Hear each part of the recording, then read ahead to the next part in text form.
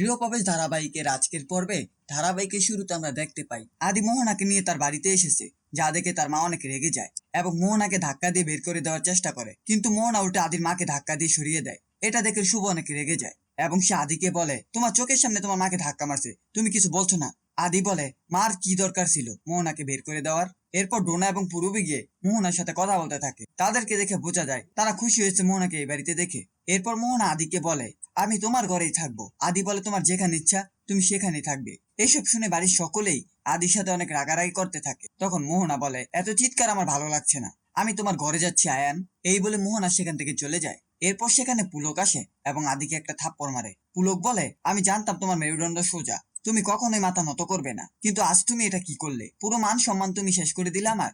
এরপর পুলক শুভকে উদ্দেশ্য করে বলে, দেখ আমি কিরকম ছেলে জন্ম দিয়েছি। পরবর্তী সিনে আমাদের মোহনাকে দেখানো হয় সে শুভ রুমে ঢুকে শুভর জিনিসপত্র ছুঁড়ে ফেলে দেয়। পাশাপাশি শুভ এবং আদি যে ছবিটা তুলেছিল সেই ছবিটা মোহনা ভেঙে ফেলে।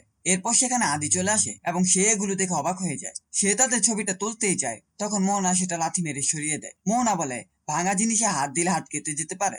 আমি ভাবছি এখন থেকে এই রুমটা নতুন করে সাজাবো, একদম আমার মনের মতো করে। আদি বলে, তোমার যেমন ইচ্ছে তুমি তেমন করেই সাজাও, কিন্তু প্রতিশ্রুতিটা মনে রেখো। তোমার দাদা বলেছিল তোমাকে আমি অ্যাকসেপ্ট করে নিলে আমাদের সবকিছু ফিরিয়ে দেবে। মোহনা বলে, আমি তোমাকে কি করে বিশ্বাস করতে পারি? এর আগেও তুমি আমার সাথে বেইমানি করেছো শুভর সাথে হাত মিলিয়ে। আদি বলে, এখন আর সেটা করার সুযোগ নেই, আমি নিরুপায়। এরপর মোহনা আদিকে জড়িয়ে ধরে। ঠিক সেই সময় শুভ সেখানে চলে এসে সবকিছু দেখে ফেলে। মোহনা শুভকে বলে, এই ঘর থেকে তোমার সবকিছু জিনিসপত্র সরিয়ে নিয়ে যাও, এখানে আমি থাকবো। শুভ বলে, তুমি আদির গেস্ট, তাই তুমি গেস্ট রুমে থাকবে, এই ঘরটা আমার, আমি এখান থেকে কোথাও যাব না। এ কথা শুনে মোহনা আদির কাছে চলে যায়। তখন আদি শুভকে বলে, তুমি এসব কি করছো? বোঝার চেষ্টা করো শুভ।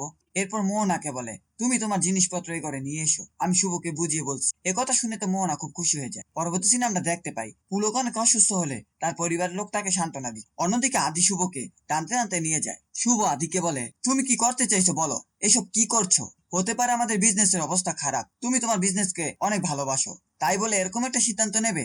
আদি বলে, এছাড়া আমার কাছে আর কোনো উপায় নেই, তাই আমি আমার দায় মেনে নিয়েছি, তুমিও তোমার দায় মেনে নাও, নয়তো আমাদের সম্পর্ক এখানে শেষ হয়ে যাবে। এই বলে আদি চলে যায়। অন্যদিকে মোহনা আড়ালে দাঁড়িয়ে এসব কথা শুনছিল এবং মনে মনে খুশি হচ্ছিল। মোহনা বলে, এই সুযোগটা কাজে লাগিয়ে আমি তোমাদের সম্পর্কটা ভেঙে দেব। শেষ দিনে আমাদের ড্রয়িং রুমে দেখানো হয় ডক্টর সকলকে বলে পুলকের হার্টের অবস্থা ভালো নয়, তাকে খুব তাড়াতাড়ি অপারেশন করাতে হবে। একথা শুনে বাড়ির সকলেই আরো বেশি চিন্তিত হয়ে যায়, কারণ তাদের কাছে এই মুহূর্তে অপারেশন করানোর মতো টাকা পয়সা নেই। ঠিক সেই সময় শুভ সেখানে এসে বলে, আমি আমার গয়নাগুলো বিক্রি করে দেব। একথা শুনে সীমান্ত বলে, কি করে ভাবলি তোর গয়না আমরা নেব?